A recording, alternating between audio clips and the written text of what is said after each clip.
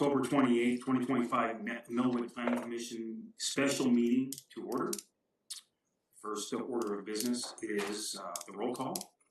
Commissioner Beasy. Here. Commissioner Molitor. Here. Commissioner Rickard. Here. And I am, for the benefit of some comments that are going to be made later, Commissioner Wu. And Chairman Akey is here. We do have a quorum. First order of business is approval of the meeting agenda. I'm going to take a little bit of chair privilege here, and I would like to insert not an action item, a chair comment between item number 3A and item number 4. Unfortunately, Mike, it's a special meeting. We can't alter the agenda on a special meeting. Okay. That's the bad part of a special meeting. Sorry. Okay, well, given that, I will entertain a motion to approve the meeting agenda. I'll make a motion to approve the meeting agenda. Do I have a second? I second. All in favor say aye. Aye. All opposed? Ayes have it. Next up is approval of the meeting minutes. I do have something that I'd like to discuss in regards to the minutes, and it would be under item number 7, under Commissioner comments, and I would like to discuss Commissioner Wu's announcement that she would no longer be part of the Planning Commission. I think that was a little bit understated in the comment here. If I remember correctly, Commissioner Wu said she was called by Mayor Freeman and was told that she no longer met the qualifications to be on the Planning Commission and that this would be her last meeting. Her comments and how she discussed it was she was shocked by it, and 2, that she did not want to step down, that she wanted to stay on the Planning Commission. In fact, she was very adamant that she wanted to stay on the Planning Commission, if nothing else because to see the comprehensive plan through that she had worked so diligently on with us. I think the rest of the commissioners were shocked at how this went down. One of the things that was discussed was the fact that she still is a property owner in the city of Millwood, and that there was some discussion amongst the commission here that we felt that still rendered her the ability to be a planning commissioner, and that it wasn't in any code that you had to be actually live in the city. I believe we discussed maybe looking into the code on that. I don't know if that ever did, but that's one thing that I would like to see corrected, was the fact that she did not voluntarily step down from the commission. Would you like to write something up to have it put in there? I certainly can. Yeah, okay. Other than that, I thought the minutes looked good, but I will not be approving the set of minutes without that in it. Any comments? I agree, Mike. I highlighted and made a note myself that I thought we discussed approaching the mayor regarding continuing Commissioner Wu's position on the Planning Commission. She's been involved in our comprehensive plan, and she owns property in Millwood. So exactly what you said, and I already made a note of that, so that I felt very uncomfortable with that. I would recommend, if you guys want to talk to the mayor, email the mayor and discuss this. As far as I know, I've discussed it with him and discussed it with her, and I've done what I can do. If you guys want to do anything further, then you should contact the mayor and him directly and get this settled, because there's nothing I can do. I understand. I think the point here is that it should be reflected a little differently in the minutes, that there was a discussion and it was, it wasn't just a clear cut, oh, I resign. Okay, and I can do that, but as it is, I actually do more on the minutes than technically is supposed to. They're not summary minutes. They're supposed to be action only. So, I mean, as little as the commissioners commented on XYZ is really all that is required. So, say there's a meeting, there's a whole YouTube video, the meeting minutes that we have went through with the Jurassic Parliament, they do not want you to expand on the minutes. And I have purposely tried to bring that back, way back from what it was. And so that's the purpose, is I'm trying to follow the training that I was given and what we're supposed to do. However, if you want something specific in there and you want to write it, I'm happy to put it in there.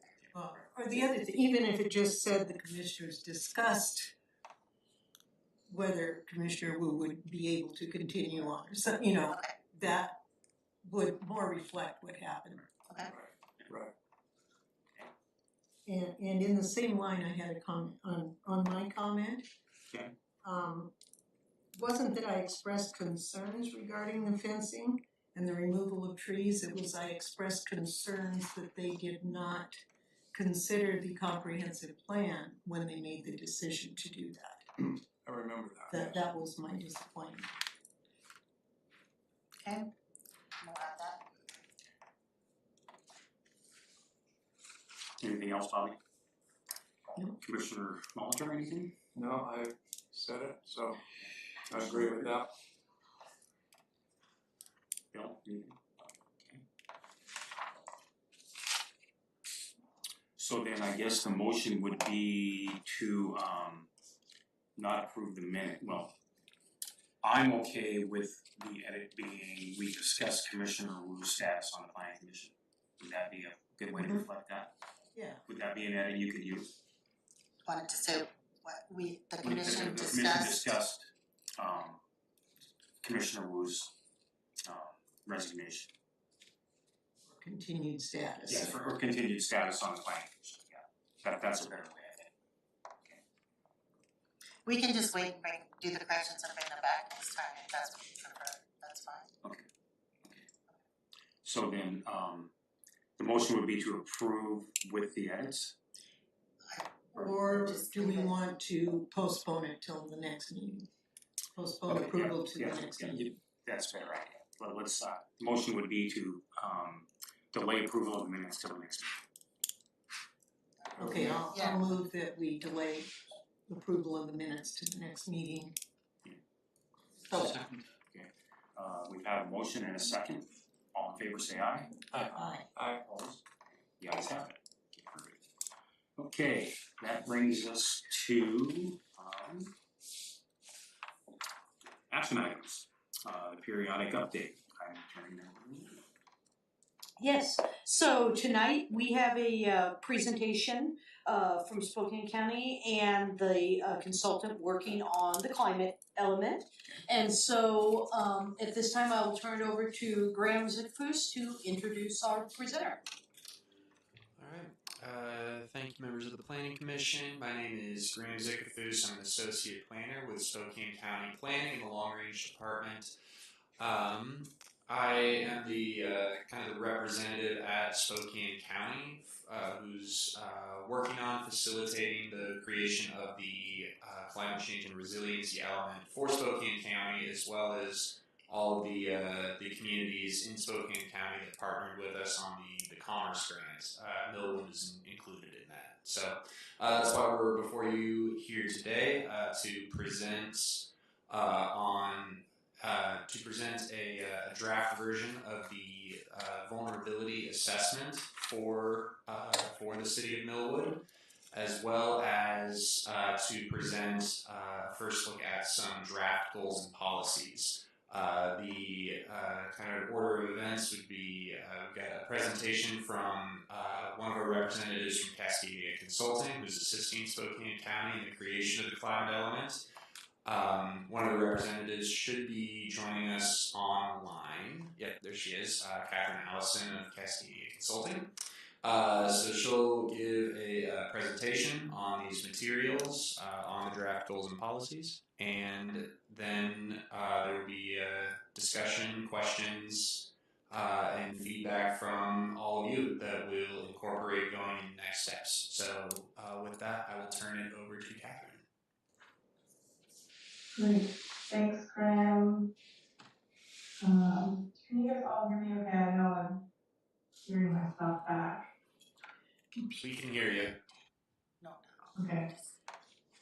Well, thank you all for having me this evening.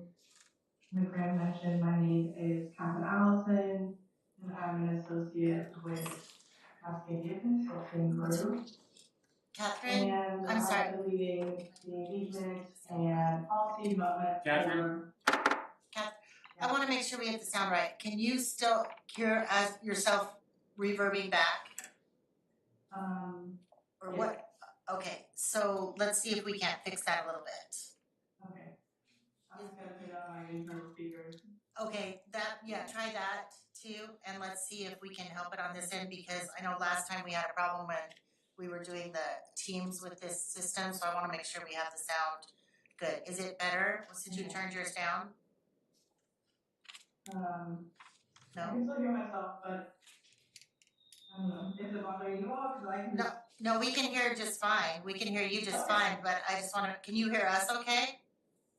If I turn on my speakers, I won't hear you, so maybe Graham can just like wave and I'll know to stop if somebody wants to say something. Okay. Are you able to see me from here? Just like Yeah, I can see you there. Alright. Okay, alright, thank you, sorry to interrupt. Yeah, sorry about that. Awesome, well, let's jump in. Really appreciate the time that you all have for us this evening. Just want to share kind of what we're looking at doing tonight, as Graham mentioned, in addition to discussing the vulnerability assessment and the policies and goals we've got for Millwood. I'll just give a brief kind of overview of what the climate element is in relation to Is your mic open? requirements. Can you mute your It's mic? familiar for most of you, but want to make sure we have a similar understanding as we move forward tonight. So to start off with the climate element requirements, for the city of Millwood, you're only required to have the resilient sub-element, so that green piece on the slide here. And this is the sub-element that is including adaptation measures to improve community resilience to climate impact, in alignment with the Growth Management Act, the GMA. The climate element also speaks to support overburdened communities that may be experiencing the first and worst consequences of climate change. So these are the baseline pieces that we're bringing forward throughout this process. I also want to share some project updates of what we've been up to at the county level and at the partner level.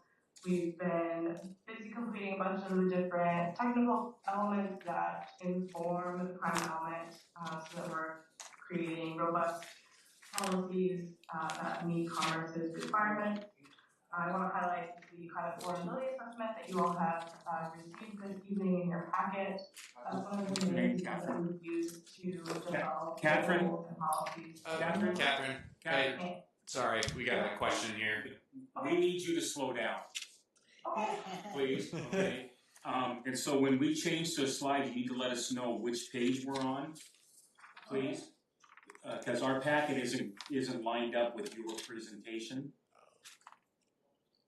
So if you could just tell us what page you're on, like currently you're on page 13. Okay. Okay, thank you. And then just if you slow down, the acoustics in here are terrible. Okay. Okay, thank you. And let me also get your right up so I know what your pages are. Thank you. My pages. So go ahead and continue. Okay. So in addition to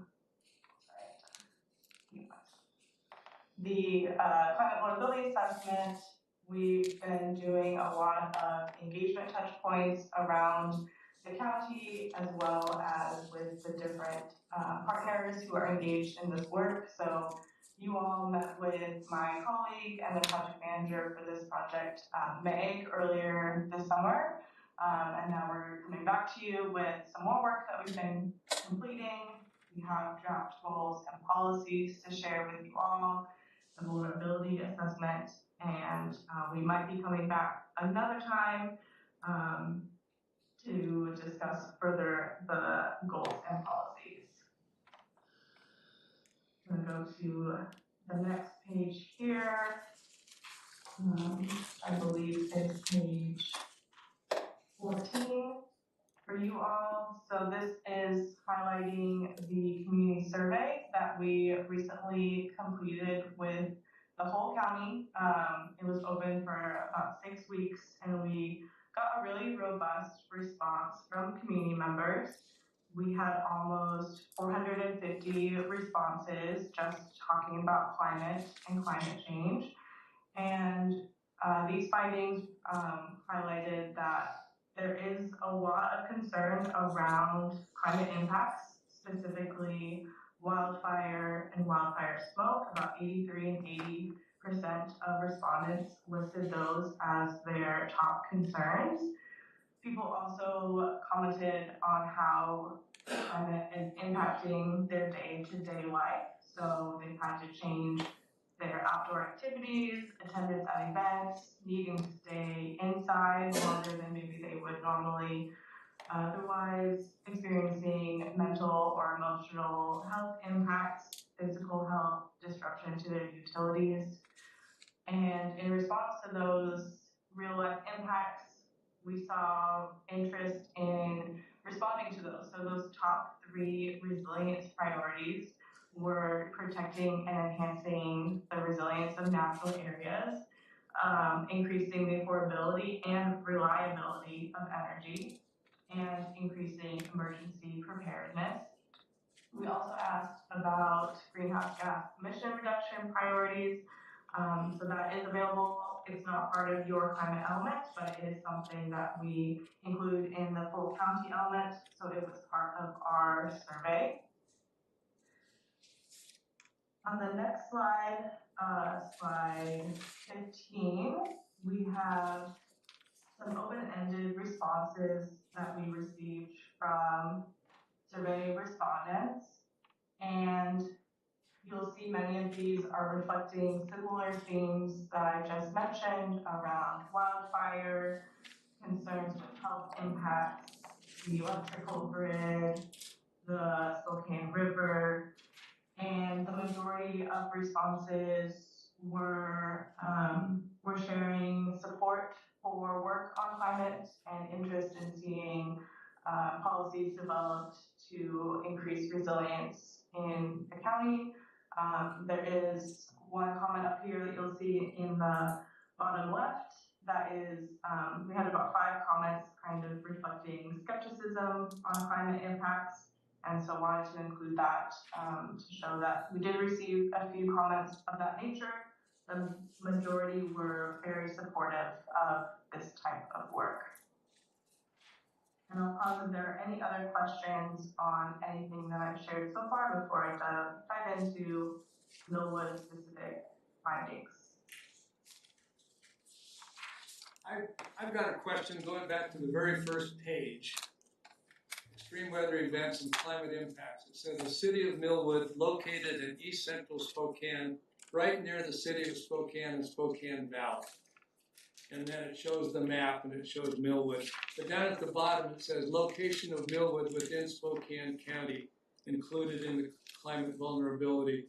To me, our location within this county is better described than the city of Millwood, located in east central Spokane, right near the city of Spokane and Spokane Valley.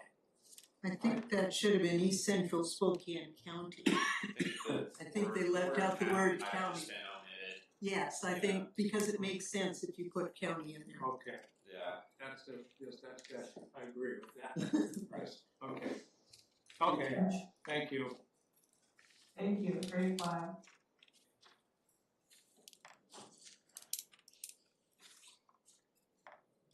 Okay, I'm going to go on to page 17. So one of the first, can you still hear me? Yes. Okay, I don't hear myself anymore. So one of the first pieces of this project is a policy audit where we're looking to see what policies and goals in Millwood's comprehensive plan are in alignment with climate resilience and are something that we can build on while developing the climate element. And so we found in these 7 elements here listed on this slide that there's already a lot of work being done in Millwood that is in alignment and that supports climate resilience. So the housing and land use elements, the essential public facilities and utilities elements, the land use and parks and recreation elements, and transportation elements are all already having policies related to things like protecting the ecosystems, enhancing stormwater infrastructure to prevent flooding, promoting best available science, creating a safe and accessible transportation network. And these are the types of policies that we're looking at to see how can we capitalize and build on them as we're developing the climate element policies. On the next slide, slide 17, we look at in alignment. The Growth Management Act requires the climate element addresses the climate hazards for a given jurisdiction. So for Millwood, we identified 3 key hazards. These are the increased annual temperatures, expecting temperatures to increase about 10 degrees by the end of the century and experiencing more extreme heat events. We also expect an increase in wildfire due to those extreme heat events and more drought conditions. And more wildfire will also increase wildfire smoke impacts. And the third we examined is the changing precipitation patterns, particularly around winter precipitation will fall more often as rain than snow, which can increase risks of flooding. And on the next slide, slide 18, we examine how those climate impacts are intersecting with the people of Millwood and the residents. Particularly, we look at these 5 vulnerable groups: outdoor workers, children under 18, adults over 60, people experiencing poverty, and people with disabilities or pre-existing conditions. And in the vulnerability assessment, we want to understand exactly how extreme heat, wildfire and wildfire smoke, and changing precipitation and flooding can impact those particular vulnerable populations and their health and well-being. On the next slide, page 19, we, in addition to looking at the impact of climate hazards to people, we're also looking at infrastructure, community, and natural resources. For Millwood, we're looking at the flood risk to housing and commercial areas, that stress on infrastructure from flooding, but also from wildfire smoke and extreme heat events. We're looking at how wildfire smoke impacts the quality of life for residents as well as wildlife. And finally, we're looking at how the limited tree cover and extensive paved areas of the city can intensify heat exposure, which will only get worse as we have more extreme heat events.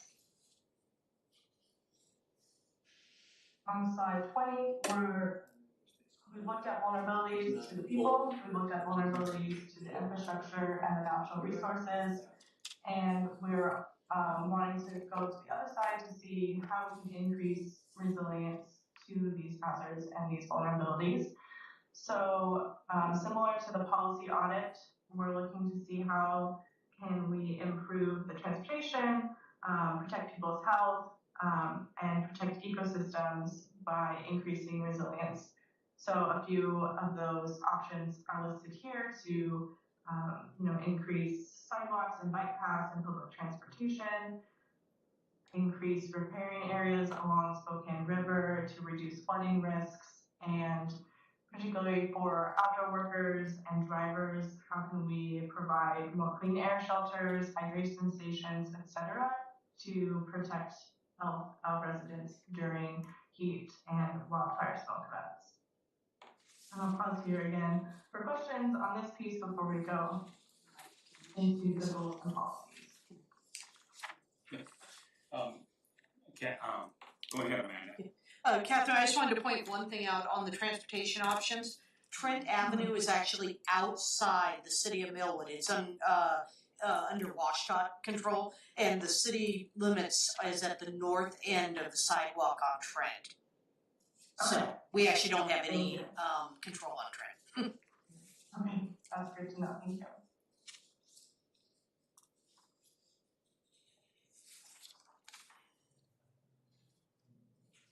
other questions or comments? Does this vulnerability assessment feel like it's missing anything important for the city? Is anything else misrepresented or not quite fully represented? We didn't actually go over the page that states the flooding risk, The fact sheet. the fact sheet, Yeah. but I would like a whole lot more science and information on that fact sheet because I can't make it make sense with what I know about elevation and the river and the city and.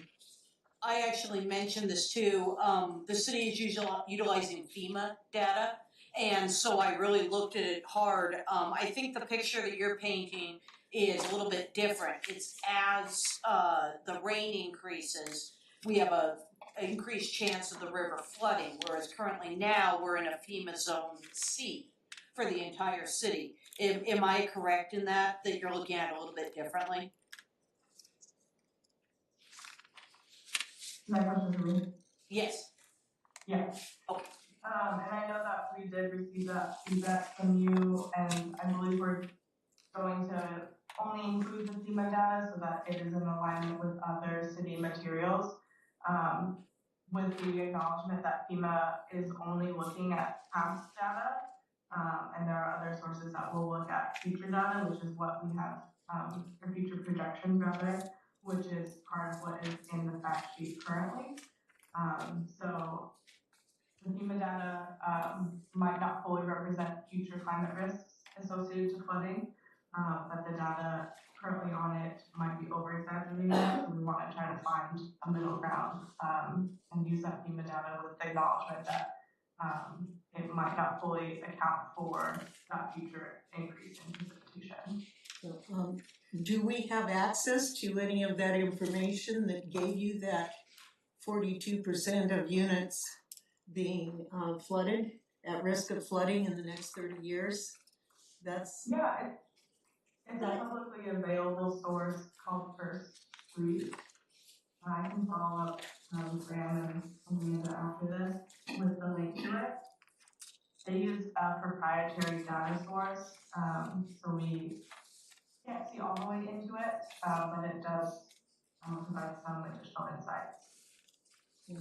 Looking at elevations and things, because we have a dam downstream of us, in order to get 42% of our housing flooded, the dam would be breached or gone over, and the city of Spokane is in serious trouble, and you're talking cataclysmic to get 42% of our houses flooded.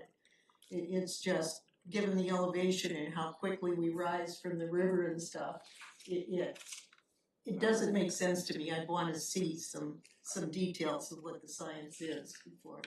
I saw that number somewhere too, Bobby, and I can't find it, but that's almost, It's in one of the. that's On the almost, fact sheet. that's almost 50% of Millwood It is is, susceptible to flooding.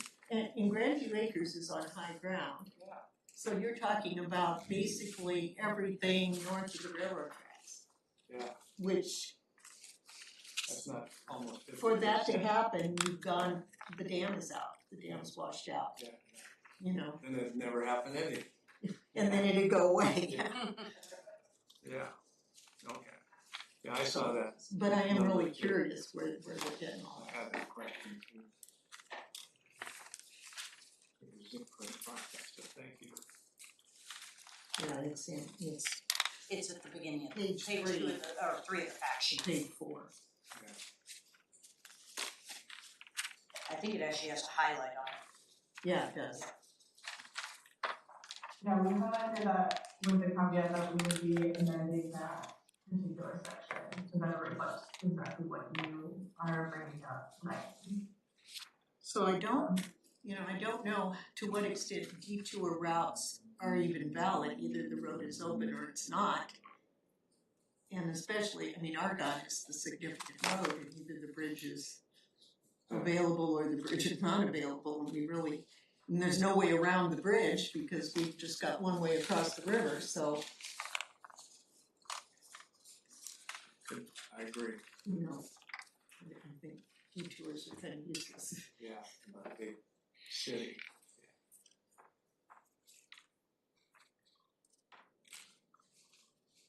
Okay, any other comments on the vulnerability assessment before I move into the draft goals and policies in our last few minutes? See, I had one other question. When you looked at our sources, I didn't see our shoreline management plan reflected and it talks a whole lot about ecology. Yeah, it's mentioned in their Millwood Shoreline Management Plan, but I can't remember where. I know I saw didn't it. see it. I mean, it's just a reference, it's not in detail. But it's a very big part of our current picture, Yes. these terms.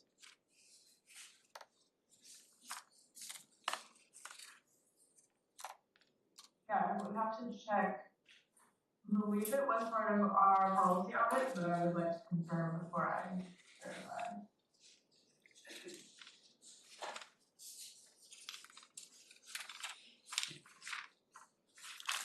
Anything else before we move on? Okay. So let's go ahead and move on, Catherine. Okay, thank you all. We'll drive this into our goals and policies.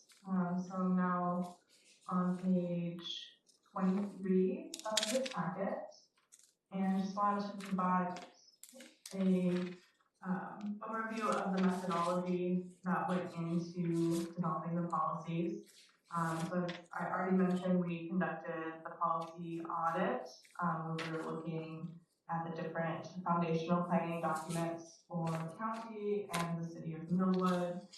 We then looked at Commerce's menu of measures, the Spokane County planning principles, the findings we were just discussing from the vulnerability assessment, results from the community survey, and bringing those all together to develop the draft policies and goals.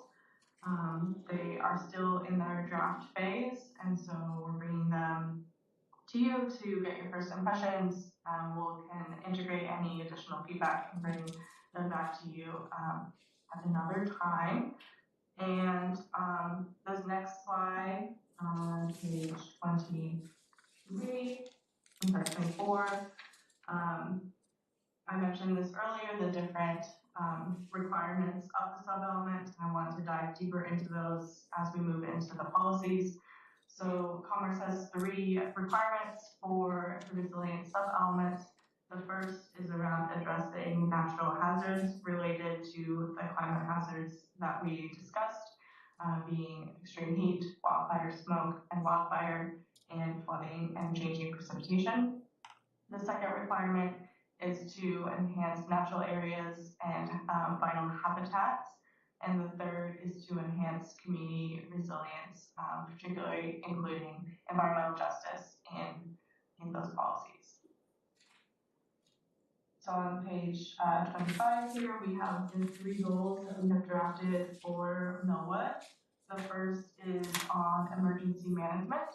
The goal is to strengthen Millwood's infrastructure and emergency response capacity to prepare for, respond to, and recover from extreme heat, wildfire, smoke, and flood events, enhancing community safety, reliability, and resilience. Goal 2 is on ecosystems. The goal is to enhance Millwood's natural and built areas, such as parks, streetscapes, and local waterways, through tree planting, water conservation, and native landscaping to build resilience to climate hazards. And goal 3 is on partnership and community. The goal is to strengthen partnerships and community capacity to prepare for and respond to climate-related hazards. And on this next slide, we have all of the policies that we drafted for Goal 1, emergency management and public health. We have 7 policies here. I'm not going to read them all, but just highlight that they're around ways that the city can work with the county and other community agencies to increase resilience for businesses, for residents, for infrastructure, to various climate hazards. Our next slide, page 27, has our 7 agriculture and ecosystems goals. These are around increasing the resilience of the ecosystems, around people's housing and having being prepared for different power outages, extreme heat events that might be impacting their livelihoods. Are these meant to be the And, same goals as goal 1, or the same as goal 1? I'm sorry? These would be the policies, I believe, associated with it. But they've got the same numbering system and exactly word for word. Yeah. That, I mean, and surely they should say CE 2.1 rather than 1.1 on this one. That's a great catch. These are not the correct policies. They don't make sense. Good job. Like I'm reading the same thing. I'll be sure that we give Graham the correct policies that he can circulate to you all. Policies on slide 28 are correct. These are the goal 3 policies. Again, we do have 7 for them here. And this is around increasing people's preparation and knowledge to protect themselves during climate impacts. So I know these were a lot, and you'll need more time to dig into them, provide any feedback on them. And I know we're almost at time, so I'll just skip ahead to our next steps here and leave a little bit of room for further discussion. The dates on this are not quite right either. We have additional time beyond Thursday to get any feedback on these policies from you all, but we did share the countywide policies with our Spokane County Climate Policy Planning Technical Advisory Team last week. But in the future, we will be going to the Spokane County Planning Commission, the Board of Commissioners, and they will be adopting and implementing on their own timeline. A similar process will be happening for you all as well. And with that, we have some time for additional questions or comments on what I've you all tonight. Catherine, what is the deadline that you want them to provide comments to me to forward on? We have at least another week or 2 weeks. Okay. I might even defer to Graham if he has a different timeline in mind. But we have some time. Yeah. Next week or 2 weeks should be fine. Okay. Do you want like Friday the 7th? That would be a week, almost 2 weeks. Friday the 7th. Friday the 7th sounds good. Okay. If you can email, do you want me to email them to me, Lisa? Sure. Okay, that's fine.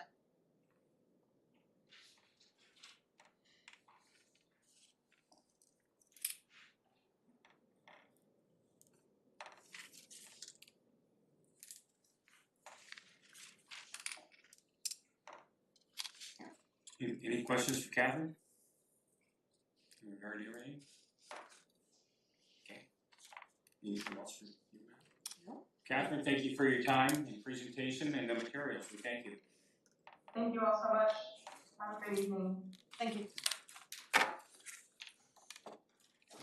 That brings us up to periodic update, the draft critical areas ordinance. Okay. Oh, Did you have anything, Graham? No. Catherine, I was sorry, not Catherine. Amanda, I was just gonna say I can follow up with you on anything that you need to follow up on tomorrow in email or something. Sure. Sounds good. Thank you. Thank you. Sounds good. Okay.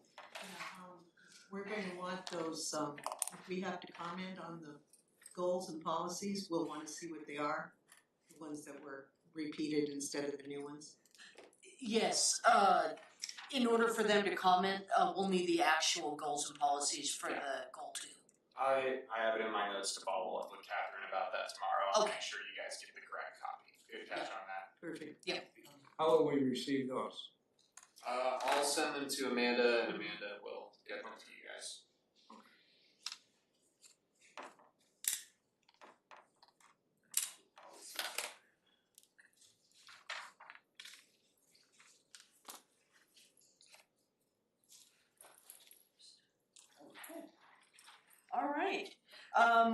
Welcome to our next part of the periodic update, critical areas. So, I went through the entire critical areas chapter. The goal was number one, take any comments that I received from Fish and Wildlife that came up during the 60-day review on the comp plan, but didn't quite fit into the comp plan, it was a little too much in the weeds, incorporate those into the critical areas ordinance. Two, I went through the critical areas checklist that we had to complete a year and a half ago now, and made sure that all the requirements for GMA and everything were incorporated in as part of the update. Three, went through and made sure we had consistency. There were reference sections and things that didn't exist anymore. And so I made sure we referenced the correct sections. If we had duplicate information, like in the processing section, I took it out and referenced it to the correct process section for the entire land use code, so that we have consistency. Those were my 3 goals as I went through this. I won't go page by page, I will just open it up for questions, but there was one section I wanted to draw to your attention. That is under best available science, and this will come back when we're talking in the comp plan portion as well. 2 sections I want to go over. On the best available science, I have to incorporate whatever the current and most available, best available science is, essentially. Fish and Wildlife notified me at our meeting that there is a brand new best available, well, I guess not too brand new, but it's new for us. Best available science, and it's called Site Potential Tree Height, SPTH. Give us a page. Packet page 38. It's the definition.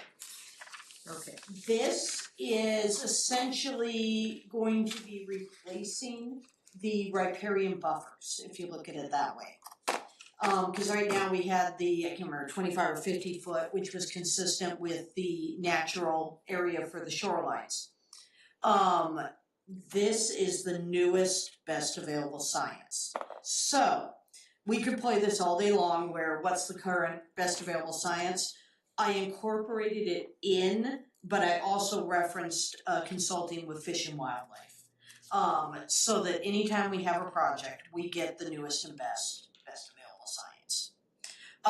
The other portion that I wanted to point out was there were several changes, and I'll get to the page here and let you know. There we go. Starting on packet page 48, 49. There is a brand new tool out, and the tool is actually called out on 47. It is the Priority Habitats and Species Map, PHS on the web, and in addition to the 200-year Site Potential Tree Height map tool. For pages 48, 49, and through 51, the information was updated based on those 2 new tools. So a lot of information added to the riparian section straight out of that tool, and I actually went over that with Fish and Wildlife in our meeting. And then the priority species, that was updated, and it changed quite a bit. One question I had for you guys, it did not appear that there were any locally designated species specifically. Nothing said local, and so I went through and updated them based on what the state is for this area, for Millwood. So are we saying bald eagle is no longer? That's what I was, I got that one highlighted. exactly. I was surprised when that one was pulled out. So if you believe, and I already told our representative from Fish and Wildlife that I was gonna have you guys go through this, because if you see a lot of bald eagles here, I am gonna take that out and just take out the status, state and federal threatened, I'll just leave it a blank right there. But you'll put bald eagle back in. I will put it back in. That's what I want to feedback from you guys is, are there ones that are crossed out that you don't think should be? And if they are, I will uncross them out and just leave the status as a blank. Well, bald eagle definitely we see a lot of. Okay? Yes. And osprey also. Osprey, Okay. Yeah. Alright, so page 49. And Osprey right there. And I don't know if herons, Yes. we have them, they're not listed here anywhere, are they? What's a great blue heron? Great blue heron. Oh, on the okay. next page. Yes. Is that what ours are? It's just not state monitored anymore. Okay, well, we should put them in here.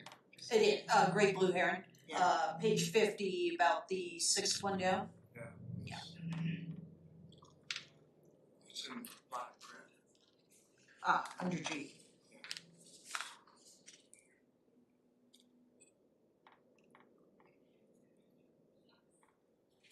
And as you pointed out, osprey's been crossed out, but that's not a, So we'll keep we that have one. it, yeah. Yeah, we want that Right. listed.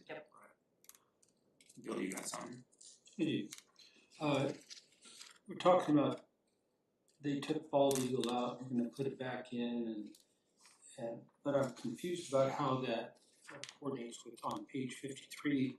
All development proposals are supposed to coordinate with bald eagle protection protocol. I left that, is that added language or it was already in there? Page It 53. would have already been in there. It was already in there, and I left it in there because it's an RCW, and I had a feeling we were gonna be putting bald eagle back in.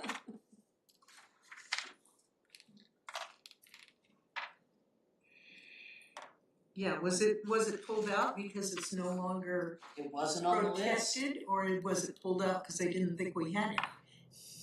Good question, cause it just was not on the list, so. Yeah, strange. Then things like beaver are not on the list. We've got deer, but not beaver. Okay, And we know we've got beaver. mammals. Yes, we do. Mammals, there we go. Okay, so add beaver in. Okay.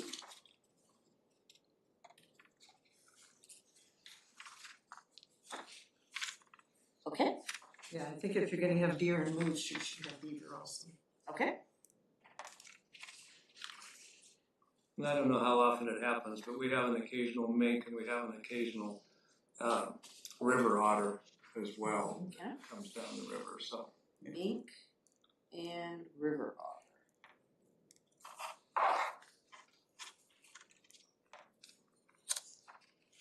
Okay.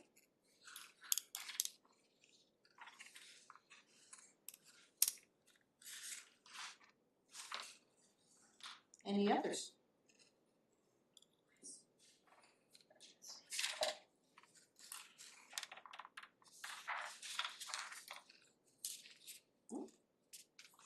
Okay, I will add those onto the list for the next review. And then.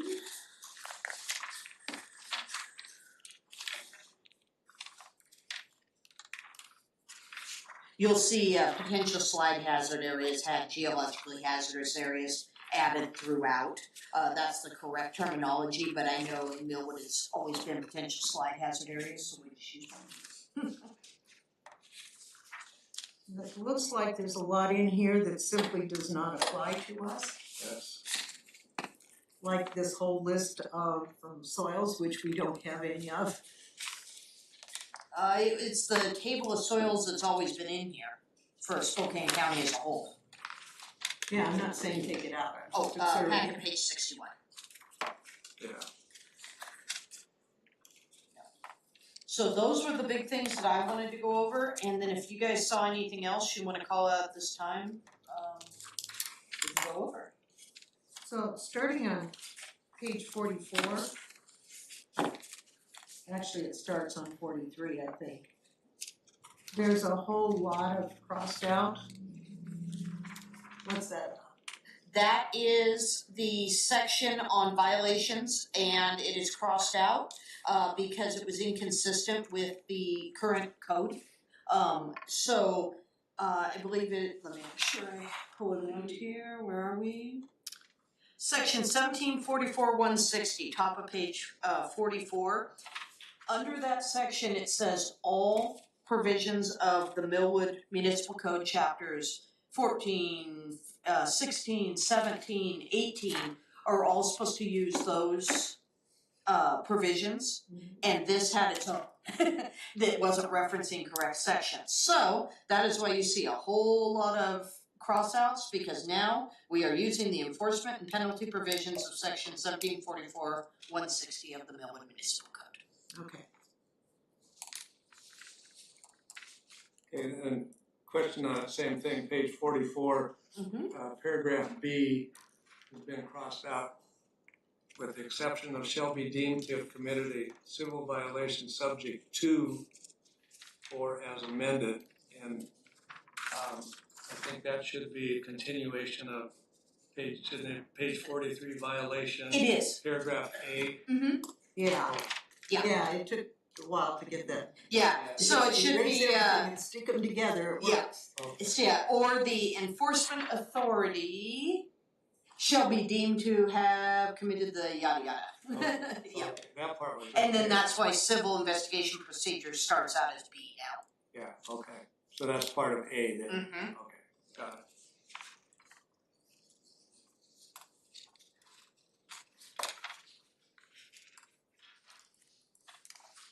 And as we go through the Millwood Municipal Code and Development Regulations updates, you'll see me doing this a lot.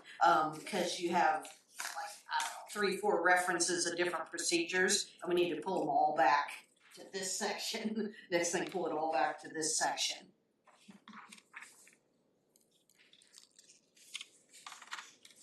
Wildlife, how is it phrased, open space, wildlife corridor, or whatever? Mm-hmm. Does that just refer, do you have to have ground attached? Or like is the river an open space wildlife corridor? Let's check the definition.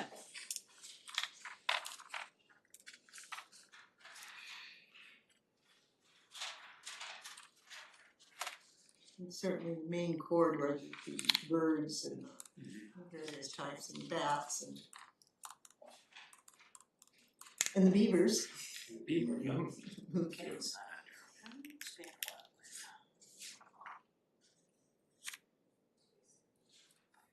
wildlife. Wetland wildlife corridor. Wildlife corridor means a landscape feature that facilitates the biologically effective transport of animals between larger patches of habitat dedicated to conservation functions. Such corridors may facilitate several kinds of traffic, including frequent foraging movements, seasonal migration, or the once-in-a-lifetime dispersion of juvenile animals. These are traditional habitats and need not contain all of habitat elements required for the long-term survival or reproduction of its migrants. And that didn't change. That was the same definition. So does the river fit?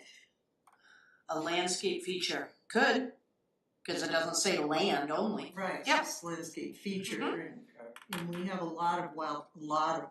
Well, and beaver, for example, can be on land, go into the river and migrate down. Yeah. Yeah. Yep, so it, wildlife corridor would, in my interpretation of that, could include the Come up and chew on my tree. Everybody's trees. And haul them away. Well, he didn't haul mine away, but I had to put a fence all the way around it, so. You got one of my daughters actually hauled it away. Okay, yeah, Actually, both of my daughters have lost trees to beaver. my neighbor has too. Anything else? As far as the critical areas ordinance?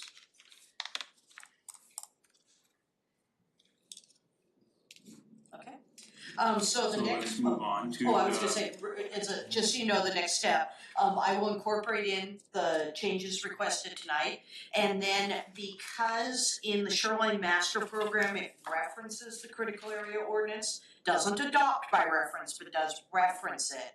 I will be sending a draft of this immediately off to Fish and Wildlife and Ecology to start taking an informal look at, as we proceed through the review. So, okay? Sounds good. Okay. Moving on, the 60-day review of the comp plan. Yes. All right. So, at the last city council meeting, I presented your recommendation to City Council. Everything went really well. And I told them at the November 12th meeting, I would be bringing back any proposed modifications that came out of the 60-day review. We did have a few comments come out from Fish and Wildlife, well, quite a few from Fish and Wildlife, and only 4 from Department of Commerce. They gave a big thumbs up to you guys. And so what I did is I took those comments and I went through and either put exactly what they requested, or like I said, if I determined it was a little bit too in the weeds for the comp plan, I moved it into the critical areas ordinance. Adjusted the wording and put forth the suggested revisions that tonight I'm hoping to get your head nod on, or one specifically we definitely want to talk about from Fish and Wildlife. So we'll just go through them one by one. Obviously, number 1, no problem. It was a typo. It should have been 36, and it was caught. Item number 2 was a clarification. They just wanted to see it expanded a little bit more to basically say including but not limited to water quality, clean air, native species protection, geological landforms, and habitat connectivity. So just examples in there. Number 3 and 4 basically go together. Originally, they were calling out some other information. I'm like, you know what? Actually, it doesn't even apply because it's referencing a parking study. So I was just going to say, pull that out of the reference. We didn't get all of our Yeah, references totally. yeah. So that's all those 2 are. Okay. Number 5 is just a correction because the correct wording now is not preserve, it is ensure no net loss of. And so that's all 5 is. Number 6 is they just wanted to add a little bit more information again. So for the Central Business District, instead of just talking about parking and wayfinding and art, they said also utilizing green infrastructure or low impact development, street trees consistent with Millwood's Tree City designation. So I didn't see a problem with that. 7, instead of just adopting, develop and adopt. 8, for the park plan, they just wanted to see, since it does reference our Tree City, it references our habitat in the cross-reference chart, they just wanted to see a little bit more for that, and so that was the language that we came up with there. The commerce, I believe they call them commerce policies. I didn't know, I tried looking for them, what she was referencing to. They were saying that all new development needs open space or park dedication. And I'm like, time out. We are all infill. We have no large development. The largest piece of land we have right now is 2 acres as a single piece that isn't developed, or that came up in the land capacity as being underdeveloped. So my suggested language that I put was considering open space dedications for larger new development projects, and then et cetera. The reason I worded it that way, originally I was like, well, do we do 2+ acres? Do we do 5 acres? This is the comp plan, not an implementation. If we ever have somebody that comes in and buys up 10 parcels of land, and that's gonna total like 20 acres of development or something, that makes sense. We want a little mini park in there or something. Infill development didn't make sense at all. So I changed that a little bit from what they proposed to what actually fits Millwood, but still keeping with the intent. So that's a little background on that. And they buy into that. Well, hopefully they will. So the way the 60-day review works is we obtain comments from these agencies. We are not mandated to put them in, but if you don't incorporate them and listen to the guidance, you can be up for challenge. Do I think something like that's going to be a challenge? No, because it's truly a fit to Millwood. Right. Yeah. So, and we had no problem with the commerce ones. So, next. So number 9 was just a typo. Again, correcting that. Number 10 was correctly referencing. It's actually regulation, standards, and code of the critical areas ordinance. Goals and policies are in the comp plan. And then with updates as needed for consistency with revised comprehensive plan goals, policies, and implementation. remediation. Actually, I saw the shoreline management plan reference. I thought it was in my presentation, yeah. I knew I'd seen it somewhere. And then 11, this is the one I wanna talk to you guys Yeah. about. And I kicked back on it and it still came through in the final comment. Basically, their wording was even a little more stringent. I crafted it into this version. It is an alternative, it is a consideration, and I made it very clear that Millwood would never be in the financial standpoint to be able to purchase land like that, nor do the remediation needed on it. But in the public reserve doesn't say it has to be Millwood. We have public reserve that's the school district. In this case, it could be public reserve that the state purchases, Fish and Wildlife, for example. So, while I initially kicked back pretty hard, once I saw it come through on the final, I really tried to think about it, and it could be somebody other than a local that could purchase it. So, totally up to you guys. It did come through in the draft and the final, though. My concern is that this is huge. It's a whole different direction. You know, you almost need to go back to another public hearing kind of thing. Is this something you can just slip in the? Well, we will have the public hearing at council, and this will be one of them I'm talking in depth about as well. Still. I totally understand if planning commission says we do not want to incorporate that. That's why I highlighted it in teal. That would be the comment that I take back to council. I think that is a big ask of Fish and Wildlife to have something like that included in there. I really do, and I've expressed that. But I said I would bring it forth. So Okay, a little history. Back when we did the first shoreline management plan, there was a big thing from whoever it was that's in charge of okaying that they wanted us to have a thing in there about the paper mill land providing river access for the public, which the paper mill was strong, and their lawyer were strongly opposed to.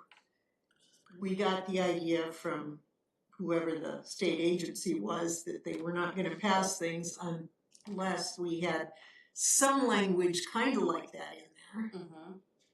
So we kind of got strong-armed into putting something in there. Down the road, the city, providing public access to the river is so important to the state that when that property became available, well, it was put in the comprehensive plan that we would look for property to purchase to do it, and then the property became available, and the city followed through on the comprehensive plan and purchased it, and there was pushback from the community, and the state came over and was like, oh, we don't know anything about pushing you to have public access. They totally walked back from it. I don't remember that, but yeah. It was like, wow, that's not the story that you gave us constantly for months. So it's interesting that they come through with something.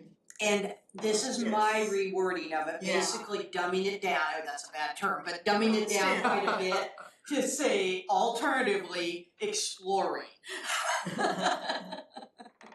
And of course, this is at the comp plan level until it goes into an implementation or some kind of a downtown master plan or something. Right. It's just an idea, but. Understand. Wow. I almost feel this is above my pay grade. Well, and that's why I highlighted in teal and have no problem doing the exact same discussion with council at their public hearing. Do you think we need it in there? Well, if they're not going to pass our comprehensive plan unless we put it in there, and they have that ability. They can challenge it. Any agency can challenge it. I don't wanna hedge a bet one way or another. I don't think they would challenge it because, like I said, that's a big ask for inclusion. And not having it in there doesn't mean it can't happen. Correct. Well, other than it directs it to mixed use can also include parkland. It would make sense that under that previous thing, if that was totally redeveloped, you'd consider mini parks, right? Yeah, Didn't we just say that? Right. so totally up to you guys. I'll take whatever you want me to take back to council on it. That's a tough one, but I kind of agree that just taking it out completely at this point, if we can always go back at some point, 'cause I think once it's in there, then we're gonna have to live with however it may be interpreted by some other agency. So,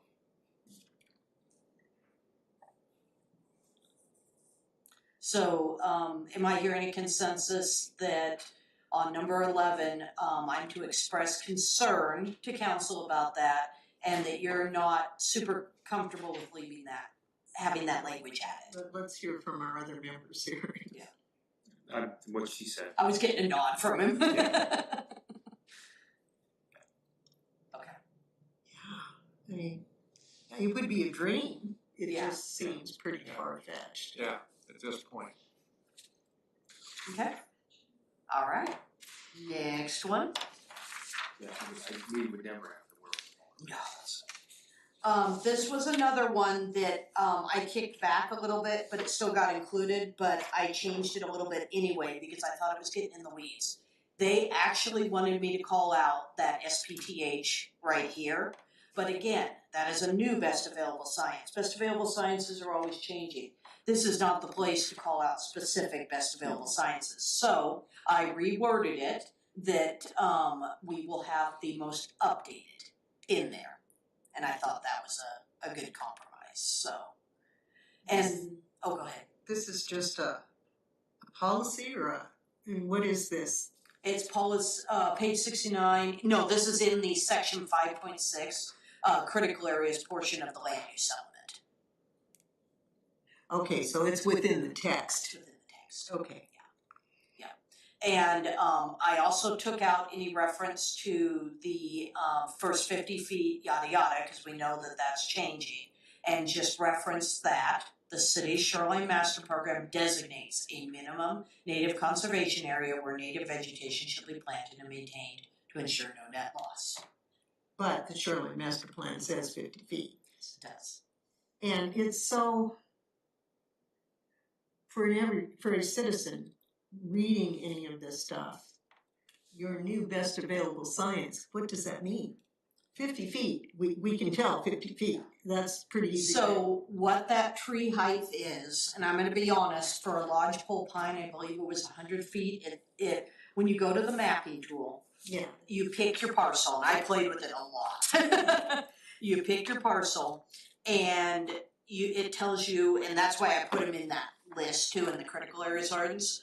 It tells you what trees are in that area, and at 200 feet, what the height of those trees would be to provide habitat. at 200 years. At 200 years, yes. How high the tree would be. Did it take into consideration the elevation as it rose away from the river? That's a Which would good make question. That's a good question. I didn't see where it had anything on the elevation changes. This is based on a report that came out. And so I had to put it in because it was required as a new best available science. But again, it was one of those, I have to work through it at the critical areas. We didn't have to work through it at comp plan level. Now, we don't need to change our master, Right now, no. for how long do we? We have until, because it was adopted in 2021, is that correct? I think we have until 20, And then what happens later than we've got a few more years. that? Yeah. So- Yeah, and I talked about that with Commerce as well. We have a few more years before we have to touch the shoreline master program. And so doing things like this where we reference the master program but don't give specifics allows us to open the door in the future to change when we have to. I'm thinking too, best available science may have moved on by then. That'll be 2 or 3 best available. Yeah. Down the road, yeah. Yeah. So I tried to take a common sense lens on a lot of this stuff. Yeah, that makes sense. And then next, number 13. 13 was just a reference because she's like, well, it's such a small little space. You talk about it more in the Parks and Recreation. I'm like, oh, good catch. I'll reference it. So it's an intro and then go to chapter 10 for more information. And then the last part, number 14, from Fish and Wildlife, is just additional definitions that they wanted included. Okay, so I've got a question on 13. Centennial Trail runs east to west along Spokane River on the north bank. It's only less than half of Millwood that it's on the bank. The rest of the time it's way up on Upriver Drive. It's not really on the bank. That kind of gives a And that's why I picture. referenced the chapter 10 for Parks and Recreation for more information where it goes into the specific map showing where it's at. I'd almost want to say on the north side rather than north bank. You know, just because bank is. Strictly speaking, it follows upriver, and that's about a quarter of a mile away from Yeah, exactly. And the other option, let me look up something real quick. See, oh, it's east to west almost, okay.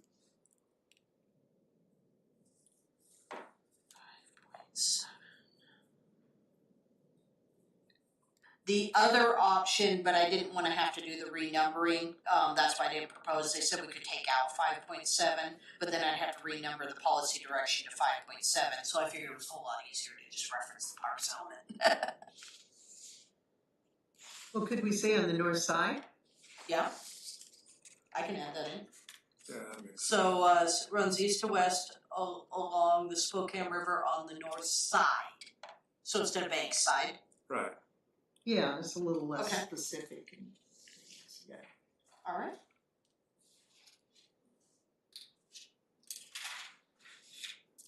Oh, wrong. There we go.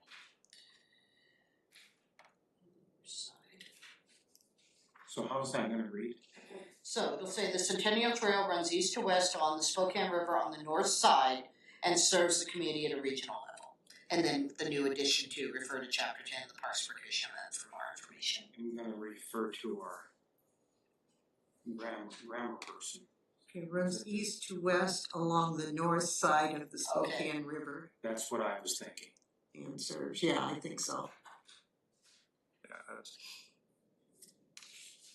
So and The what- Centennial Trail runs east to west along the north side of the Spokane River period. and serves. And serves the Yeah. community. I would do period and go, it serves the community at a regional level, but I don't like to use the word and. That's just. Either way is correct. Yeah, okay, Okay. whatever works.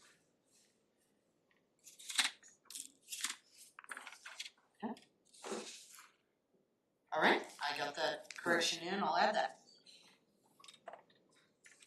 Okay. And then, like I said, just definitions that they requested, Fish and Wildlife requested to be added. A lot of. And they had more, and that's why I put in italics, that the ones that weren't referenced anywhere in the comp plan didn't make sense to have them in the comp plan, so they were added to the critical areas ordinance.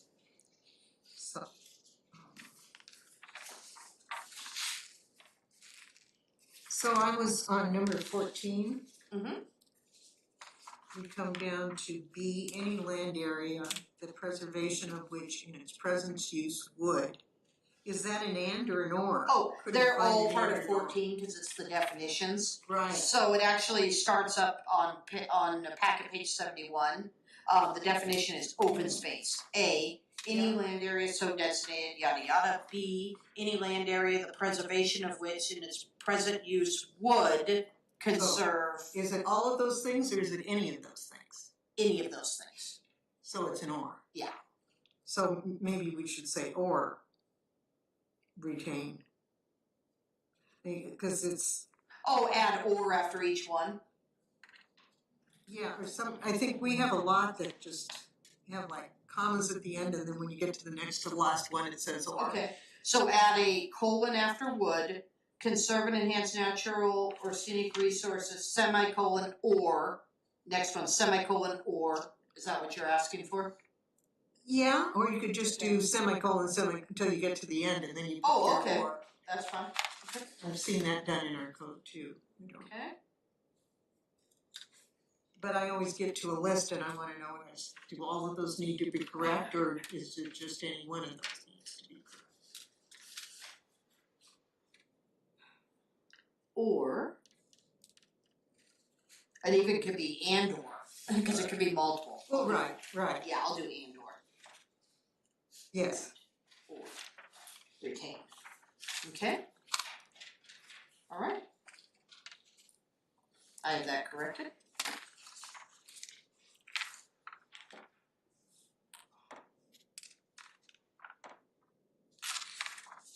Any other questions, Roman? And then we can go on to the last column. 15, 16, and 17. Next one, alright. So number 15, now I put them in blue so we could distinguish them. These are the 4 little items from Commerce. And the only other thing they said was, remember, get the climate element adopted before the end of December 2026. And so I'm like, yep, we got it. And update your critical areas, those kinds of things. So for the comp plan, because it is specifically called out in the Growth Management Act as land use element, housing element, transportation element, she wanted me to go back and add in on those specific chapters just the word element. I'm like, no problem. Number 16, and I kind of laughed. The chart came from them. And the percentages were out of scale, and I'm like, I will add a note, chart percentages are out of scale. Number 17 was just a reference.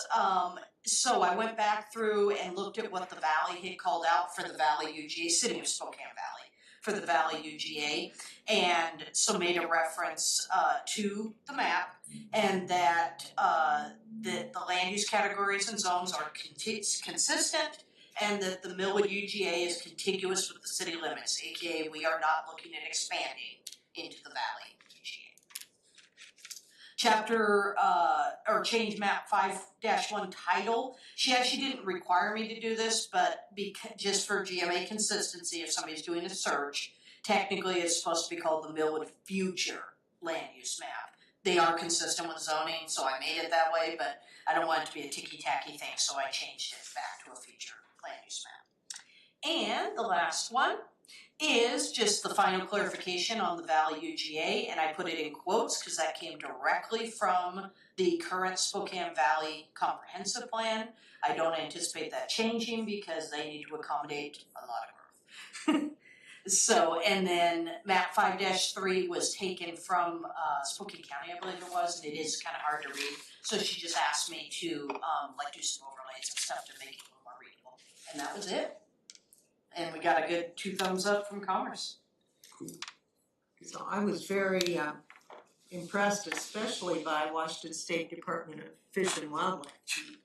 The detailed level that they went through things, Yeah, thought about them and considered them, and it was really impressive. yeah, it was the letter I got from them was it 8 pages? It was a lot. Yeah, and it was really hard to digest. That's why I went through and like, okay, this references this, which all comes to this modification. So. Yeah. Good job, Amanda. Yeah, your head would have spun a little bit with the letter. But they're reading them, They. and they're taking them seriously. I have told Impressive. Garrett with Fish and Wildlife. She is their land use planner that did the majority of the work on this, and I passed on to Melissa Alfatui, the Commerce Growth Management Services planner we have. This is the most detailed review from state agencies I have ever experienced in my career of doing comprehensive plans. So I'm like, wow. Okay. Well, great presentation. So what are you requesting as the action? I think I got it already. I got a nod that we are good with the yellow highlights, plus the few modifications I'll incorporate in and yellow highlight them, and then express concern about the teal highlighted to council, and then it's in their hands. Yep. Great. All right. Okay, moving forward. Public comment. We do have some members in the audience. Does anybody have anything they'd like to say? Just for anything? Yeah. I do. Okay, come on up.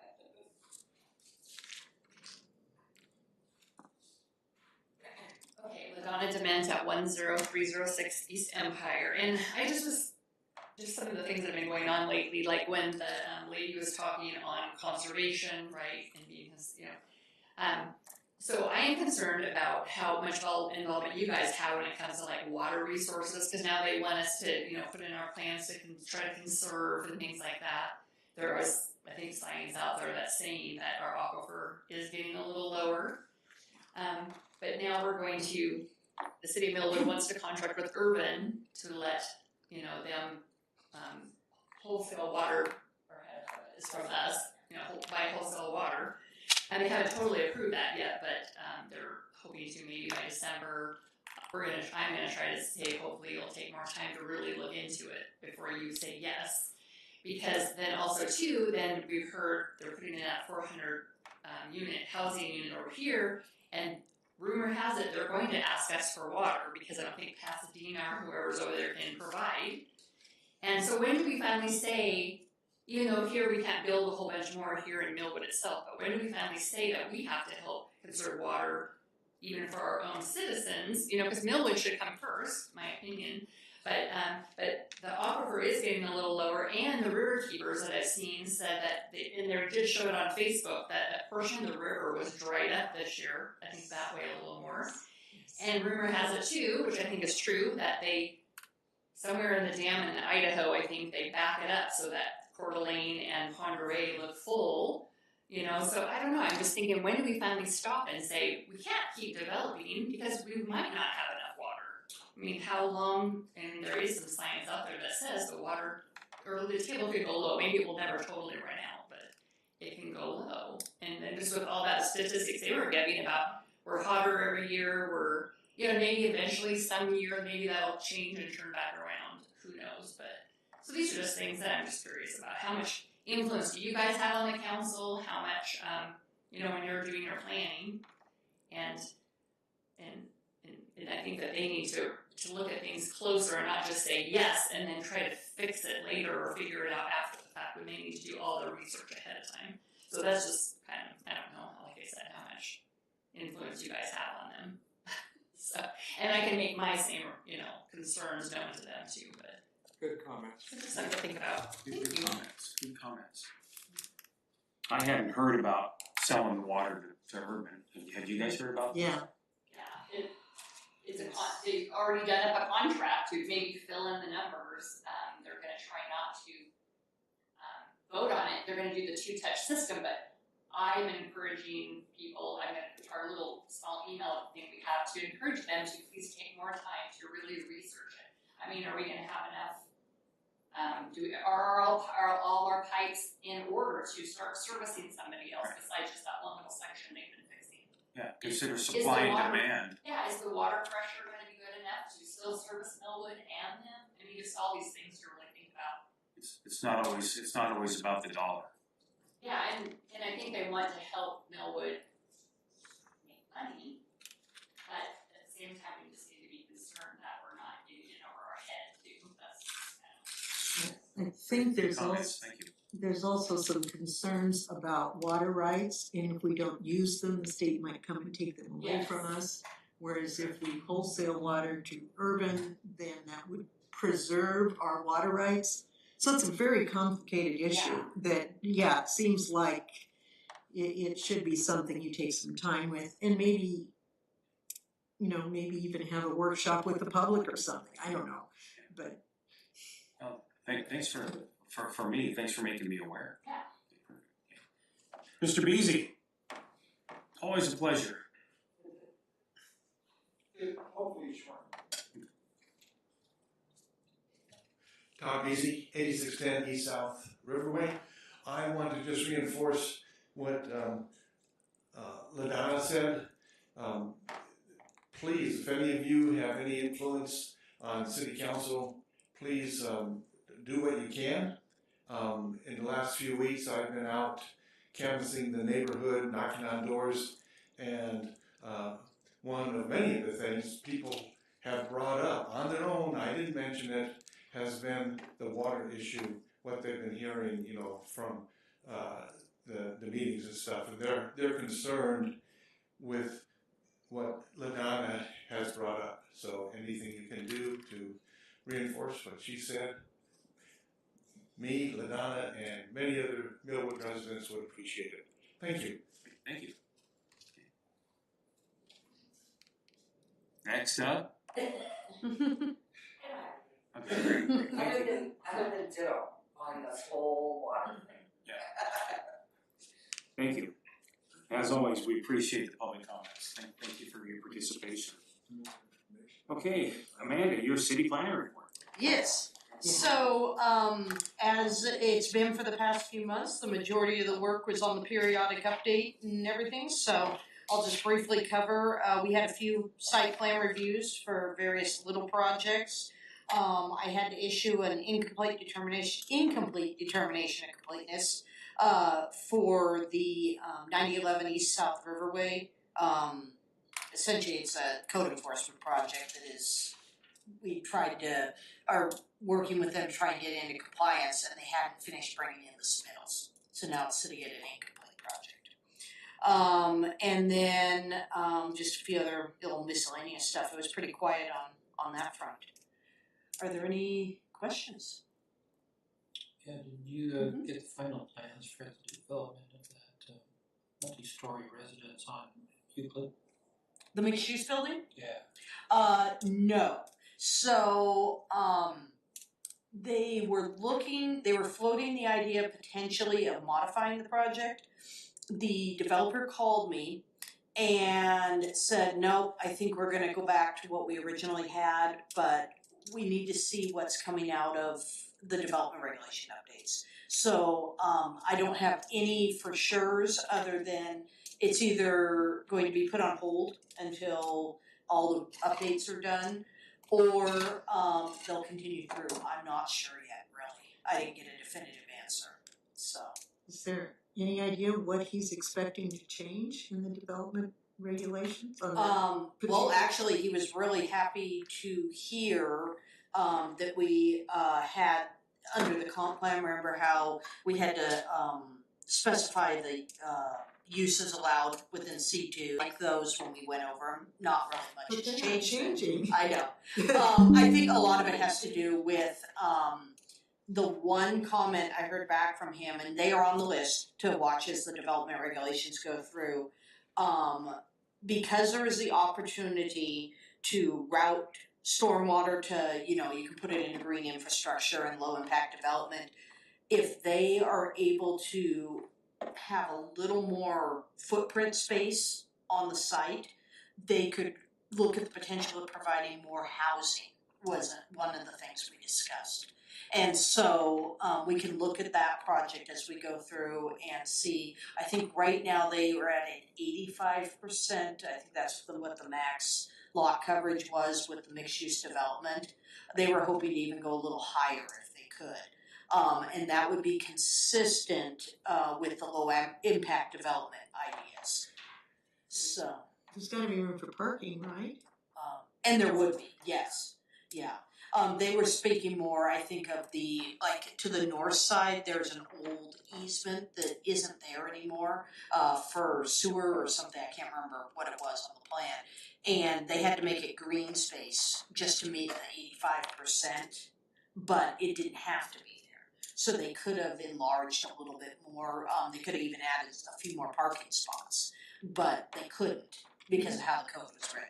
So, Couldn't they use pervious materials for parking? I think the code would allow you to use. right now, I think it had green space. I have to go back and check. There was something about it, they couldn't do it. I think it's pervious, impervious. Yeah, so those are some of the things, that's a perfect example. We wanna make sure to specify, and that's a low impact development right there. We wanna make sure to specify that it doesn't necessarily have to be green space, it could be impervious. Well, it could be pervious. I'm sorry. It can't be impervious. Right. It could be anything pervious. So Yes. those are some of the little tweaks that we'll wanna look at as we go through the code, especially in C2. So- Yeah, I think, to me, if you've got a mixed use building in C2, we basically give you the keys to anything. Yeah, It's pretty loose. Yeah. And it's pervious versus impervious. Yeah. but there's so many ways you could do pervious these days. The standards are also really high, which is a good thing because it'll preserve property values, but it's also very expensive to develop. That building is a very expensive building. So, yeah. And so some of the other things that we can look at, which we already called out in the comp plan, we kind of have to anyway, is looking at the incentives towards adding housing to the downtown and stuff, and that corresponds to like the multifamily tax credits and those kinds of things. So, yeah. So it was just a discussion. Mm-hmm. Yep. Interesting. Good, thank you for your report. Any other questions for Amanda on her report? Okay, that takes us to commissioner comments. Commissioner Beasy. I've got questions back to the climate element. So this consortium or whatever is paying these consultants to come up with these things. And we are too. We're part of it. We're part of the consortium that is paying us, yes. Yeah. Do we have to do what they tell us in the end, or can we change it? Can we take out pieces and put in pieces? What's been expressed to me all along is Graham wants feedback. So please give the feedback and I will forward it on to him. They wanted to get it to council as soon as possible, and I said, oh, time. I said, we've got time. We already said that we're gonna do a part 2 in 2026 to include this in the comp plan. So we don't have to have it done by the end of our comp plan in December of this year. So I said, we're fine on time. I said, and actually, as we go through the process, I'd prefer to take the climate element and the critical areas ordinance together to the 60-day review and all that, because they go together. And so we were just talking a little bit about schedule. And so I said, if you guys can kind of make updates to this, get them back to me, we'll get comment, and then maybe have a draft or even a final draft of what you want to propose available for planning commission, say January. Then we'll get through planning commission and then take it on to council in the spring, late winter to spring. So that's kind of what we've talked about a little bit on the schedule. So it's what they propose. And then you give comment back. Is there a point at which we can just say, no, we don't like this and this is what we want in its place? Or are we stuck with some of their? We want to make sure to stay within their science of what they've used, as long as it's consistent with, like, we called out, okay, we don't have Trench Avenue. I already called out the flooding thing. I said that's inconsistent with what we found. And so those little things, reality, yeah, those little things, they're going through and adjusting already.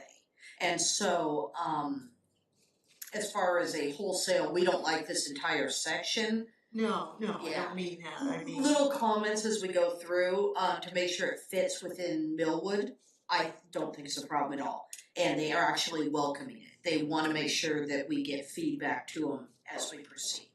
I'm more concerned about them not, because it's a consortium. Yeah. A lot of different places that are a lot of different realities. Mm-hmm. That it becomes too generic and it doesn't serve us because it doesn't have the specifics. Mhm. You know, like they're talking about, because of the flooding risk, having detours figured out. Which doesn't fit, yeah. But what would fit is I could see a scenario where the river got extremely high, ended up feeding some water into our sewer chambers, and we ended up possibly pumping flood water into the city of Spokane's sewer system. Mm-hmm. You know, I don't know if that's possible, but that's something we should check with our utility people and see, and what are the levels, and is that possible, and where did their report come from? And that's what we had. What Well, does- she said it, but I didn't She know the said source. she'd get it to us Yeah. and that it was available. Or they're just gonna take it out and go with the FEMA data, that's. I still wanna yeah. know where it's coming from, Yeah, you know? The yeah, she FEMA gave the source, but I didn't write it down. the FEMA data, cause I looked at that too, is Yeah. pretty conservative. Mm-hmm. I mean, It was Zone C, we do not have a severe flood hazard area. some of us Yeah. would be in trouble Yeah, under there. There'd be a lot of wet basements. yeah, Right on the river, but But maybe with climate change, it could get worse. I'm more interested in, we have this huge cloud burst, what roads are coming down and what roads are gonna feed into whose basement kind of thing. Yeah. It's probably more realistic for us, but it's different than what they're coming up with. Yeah. And I believe, didn't she say was it a proprietary source, is that what she called it? And that's where I was like, no, well, no wonder I didn't see the data, so. I mean, if there's something like this predicted to come within the next 30 years, Yeah, why isn't that all over the news? yeah. You're talking about losing downtown Spokane. Well, she said Plus- within, by 2100, Yeah. I think. 21. Yeah. Well, yeah, their statement here said within the next 30 years. Oh, did it? Okay. Yeah, and that, I mean, you're talking about up to about the third floor of the Paulson building, as far as I could tell. So yeah, definitely inconsistent with what we're looking at here. Yeah, no, so I'm a little uncomfortable now with some of their just broad statements without looking into them. I did double check, they had our housing unit count correct. I wanted to make little things like that and make sure we're consistent. They were so specific on the number of units affected, Yeah, and yet no idea where the line would be. You know, nothing about the dam being washed out and the Argonne Bridge being underwater or any of the Yeah. stuff that would be necessary for well, any they units. did talk about, essentially, they didn't call it Argonne, but they said Argonne. Significant road Yeah, bases. yeah, but they didn't say anything about the dam being washed out. Anything else? Bobby? You know, that's just my concern is that it will need some work to make it for us. Commissioner Malter? I agree with what LaDonna said. Todd mentioned that I need to be, I'm embarrassed to say it, I'm not well informed about us selling water, our water, and as it gets hotter and drier, you know, the aquifer is gonna probably be impacted. I wouldn't even say probably will be impacted. So I don't know if it's the city council or Bobby knows more about it than I do. I don't know what the answer is. I need to find out, I would like to find out more about possibility of selling our water. The money would go into our budget, so we'd have more to deal with. But anyway, I'd just like to know more about that and how to find out. So that's my only comment. I need to do that. If you look at the last city council packet, there was a presentation. Okay. Correct, wasn't it, Lisa? It was like a proposed contract, basically. Yeah, Between there's some the- information in the last council. Okay. I need Did they It's accept been on the public comment on that? agendas, it's been on the agenda for quite some time, and interlinked with the Welchcomer Water Capital Water Plan that's been since, I think the first time that was introduced in like May or June. Yeah. And then that those have kind of been, all of that's been in the, For on the about the agenda past for 6 the last months. 6 months. I need to pay more attention to that, so I can see that. Thank you. Anything else? No. Okay. Commissioner Rickard? Okay. So, I need to come back in regards to my thoughts on the resignation of Commissioner Wu.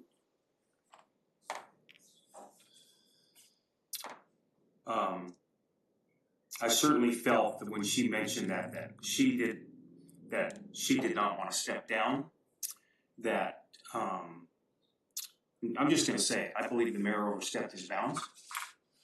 He did that without consulting, at the very least, without at least calling me as the chairman of the planning commission, number one. Number two, I think it was a little short-sighted on his because Commissioner Wu was the vice chair of this committee, or this planning commission. And in all honesty, if you look at the makeup of the commission right now, and we are making plans for this, what Millwood's gonna look like in 20 to 25 years. And of the 5 commissioners that we have, there was probably only gonna be one of them that would still be alive.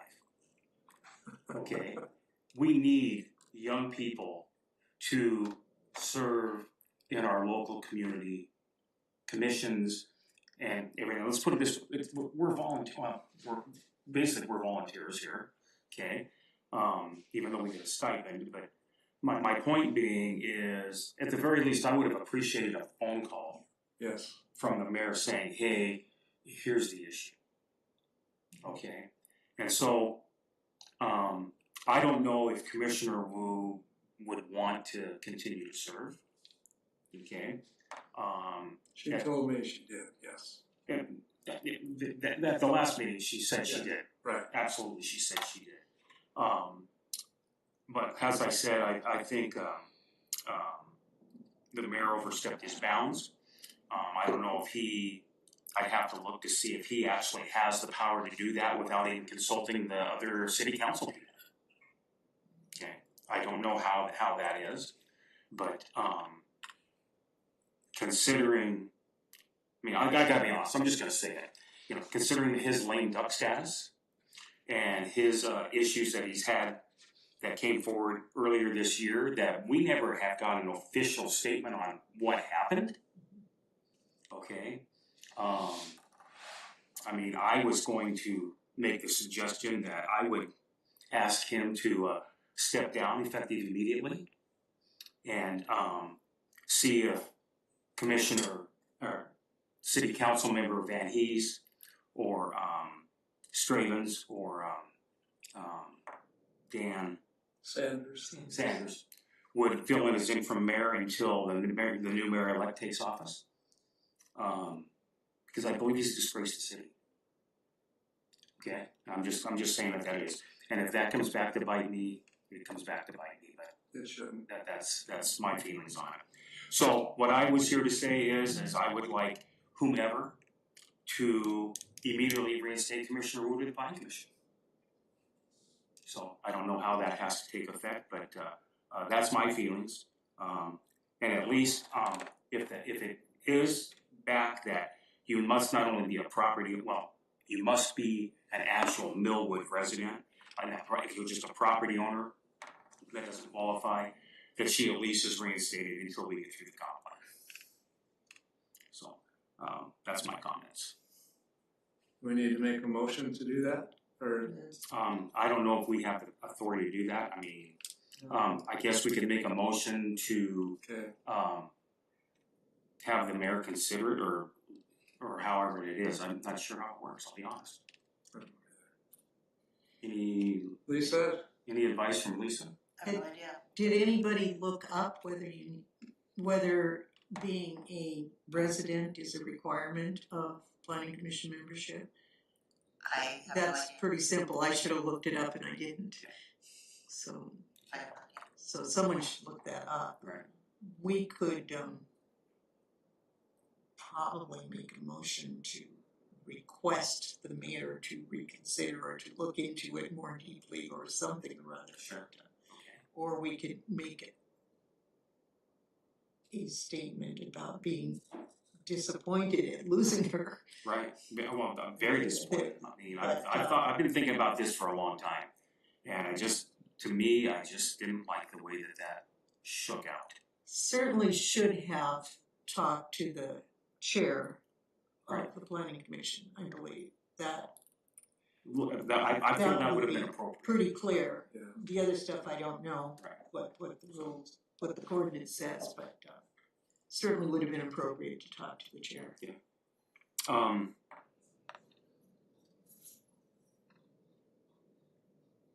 So would the motion be to have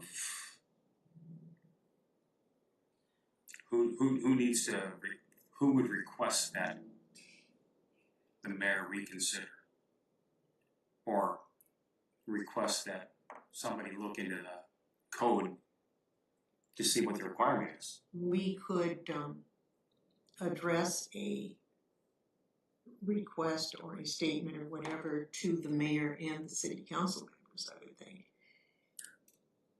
You know, maybe expressing our concern and request that they look into it specifically, whether what the ordinance says or something.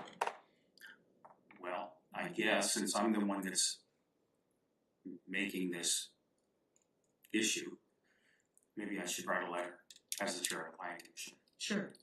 Okay, so then I guess the motion would be,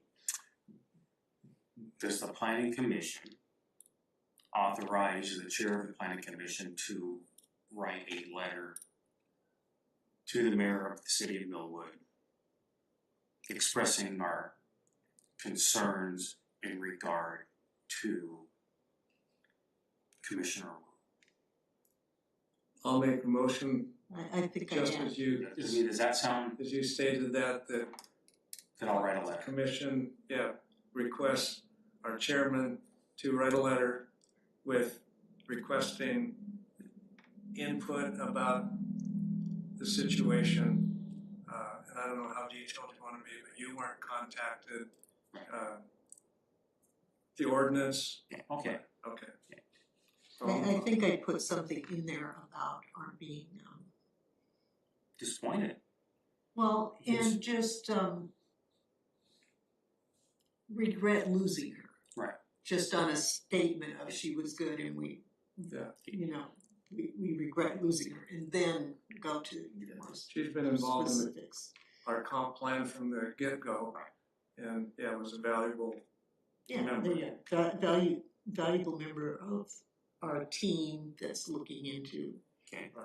I think your point about her place in the demographics is kind of important. Yeah, absolutely. Yeah, so that should be in the letter. On the other hand, I'd like to suggest that you not lean too heavily on her as a property owner. Otherwise, you could have the CEO of Safeway sitting. Oh, yeah. True. That's true, that's great advice, okay, that's great advice, okay. You know, it's just whether just what does the ordinance say? Right. It did not used to specify, because we have had people stay on the planning commission after moving. But we talked about it, they may have gone back and looked and they may have changed it to say must be arrested. I don't know, and I meant to look it up and I just never did. No problem, okay. But we can certainly express our regret and concern over losing her And so what I would do, what I will do is I'll write a draft and then, see, we can't meet because that would constitute a public meeting, so I would have to, we can all talk to Lisa though. we can all talk to Lisa, so. So she could send out copies of it and then we could tell her Is whether that or not okay we with you? approved. Do you wanna get involved in this at all? And you're not involved. Yeah, because she's a city No. employee, so. Well, right, no, she's not involved in any kind of, Right. an opinion, Just just in disseminating facilitating. I guess unless that's something I'm not, I don't know if I'm supposed to do that sort of, I don't know, I guess it's okay. If you send me the letter and I just send it to To the other client? Right. each person, I'm not So we getting don't- any comments, I'll just send it. Yeah, The only problem is it would potentially constitute a meeting by providing the comments back, that's what I'm. but they go back to her, we can't talk to each other.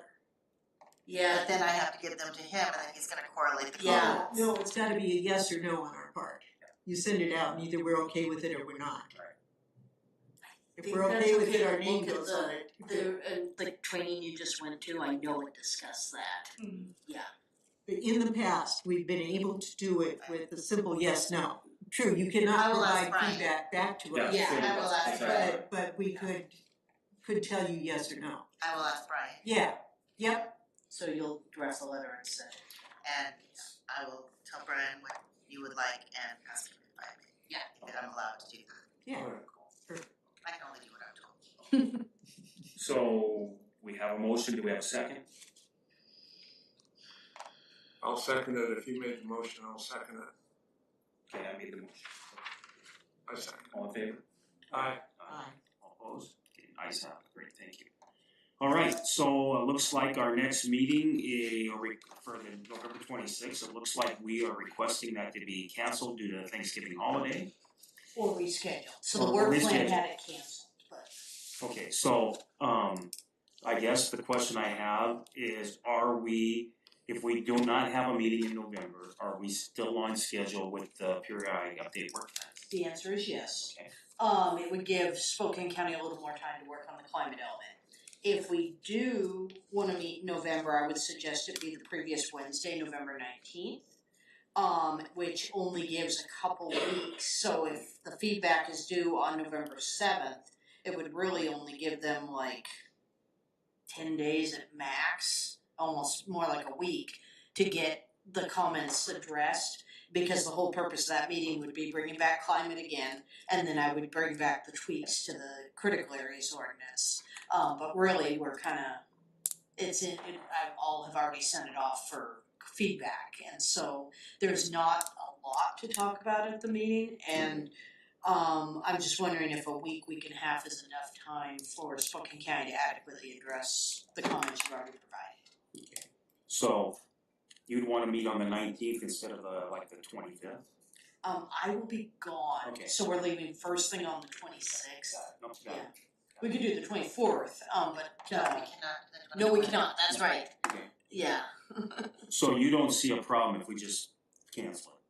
No, per the work plan, the November and December were both canceled, and instead, we had the special meeting for December 9th, for the hour before council, and it was introducing the development regulations.